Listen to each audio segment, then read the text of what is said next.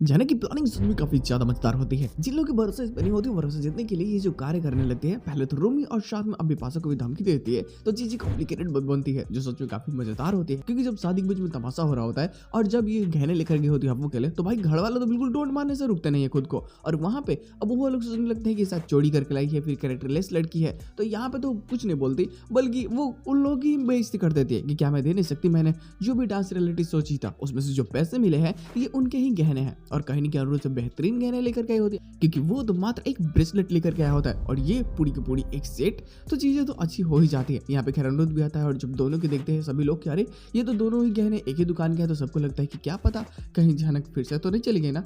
अब यहाँ ना अनुरोध अकेले गहना देना चाहता है, लेकिन रोमी बोलती कि नहीं आप अर्शी दीदी के सामने दो, तो ये चली जाती है अर्शी को बुलाने के लिए। लेकिन जैसे जाते हैं ना तो पता चलता है कि अर्शी कहीं जा रही है अपने हेयर को ठीक करवाने के लिए किसी सैलून में, कि आप किस सैलून में जा रही हैं, हम भी चल सकते हैं। तो वहाँ बेइज्जती कर देती है अर्शी इसकी कि तुम अफोर्ड ही नहीं कर सकती, और बस इसी चीज से रूमी भड़क जाती है। उसको लगता है कि तुम मेरी बेइज्जती कर रही हो। रूमी किसी को माफ नहीं करती और बस वो समझ जाती है अरे अब तुम्हारी क्या होगा अर्शी दीदी, अब मैं तुम्हें बताती हूँ कि मैं क्या चीज हूँ। अब वहां से इरिटेट करना स्टार्ट कर देते हैं, इससे बताते हैं कि अरे जो भी गहने लेकर के आए ना, दोनों के दुकान के सेम ही गहने हैं और एक ही दुकान में गए थे दोनों, हो सकता है कि साथ गए थे, आपको भैया बुला रहे हैं। अब देखो अर्शी को लेकर चले जाते हैं, अर्शी तो वहाँ देखती है कि अरे भाई सच में ये तो दोनों ही सेम है।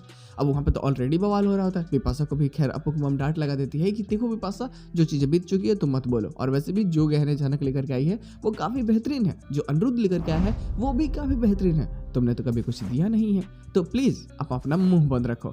अब यहाँ पर अर्शी पूछना भी चाहती है अनिरुद्ध से, तो वो क्या ही बोले, क्योंकि बाद में ना ये गया था, पहले तो झनक ही गई थी। तो अब यहाँ पे ना बातों को घुमाने की वो पूरी कोशिश करता है कि देखो मुझे नहीं फर्क पड़ता कि कोई कहाँ से गया कहाँ नहीं गया, और झनक बता देती है कि ये किसी के बाप के नहीं, सॉरी ये किसी की प्राइवेट प्रॉपर्टी नहीं है कि ये ना जाए, वो भाई सबके लिए है, तो वो चली गई दुकान में।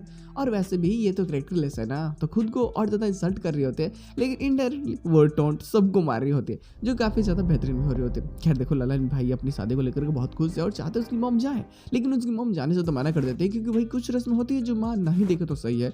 अब यहाँ पे तो जो काजल गुस्सा हो चुकी है कि भाई वो तो प्यार कर देती। खैर ललन कभी उसके प्यार को समझ ही नहीं पाया, और यहाँ पे जब ललन उसे समझाना चाहता है कि तुम चलो मेरी शादी में, अब तुम यहाँ रहोगे तो कैसे चलेगा, तो खैर वो तो जाती नहीं है, बहुत गुस्सा भी होती है। हालांकि ललन की मॉम समझा देती है कि तुझे अपनी फीलिंग्स को बताना चाहिए था पहले, भाई लड़के नहीं समझते हैं तुम्हारी फीलिंग्स को, तुम्हें बताना पड़ेगा, ये बात सच है। कई बार होता है कोई लड़की पसंद करती है तो हमारा ध्यान जाता नहीं है, तो ये सारी चीजें यहाँ पे भी देखने को मिलती है। अब यहाँ पे काजल को उसकी गलती का एहसास हो चुका होता है, वो समझ जाती है कि शायद अब काफी लेट हो चुका है। अब अगर ये कुछ बोलेगी भी, अगर अब ये कुछ करती भी है तो ये कोई कार्य नहीं करने वाला, और शायद सब कुछ बदल चुका है यहाँ से।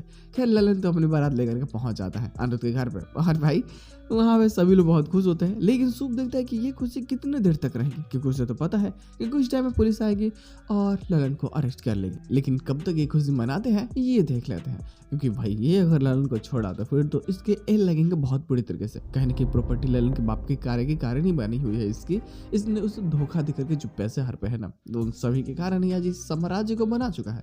और जब सच्चाई पता चल जाएगी तो तुम समझ सकते हो कि कैसे इसकी थू होगी सोसाइटी में, जो काफी कॉम्प्लिकेटेड मजेदार और बेहतरीन होगी। मतलब खैर देखते हैं लोग, यहाँ पे एक और बवाल हो जाता है छोटा सा, क्योंकि यहाँ ना अब जब जैसे बिपाशा ने टॉर्चर किया था, भप्पू को धक्का दे दिया था, तो इन सब चीज़ों के कारण झनक बहुत गुस्सा हुई थी, और यहाँ पे वो आकर के बिपाशा को बोल देती, आपने जो अपू दी के साथ में किया वो बहुत गलत था, भगवान यहाँ नहीं तो किसी अगले मोड़ पे उसकी सजा आपको जरूर देगा, जैसा करते हैं वैसा सजा तो हमें यहीं मिलेगा ना।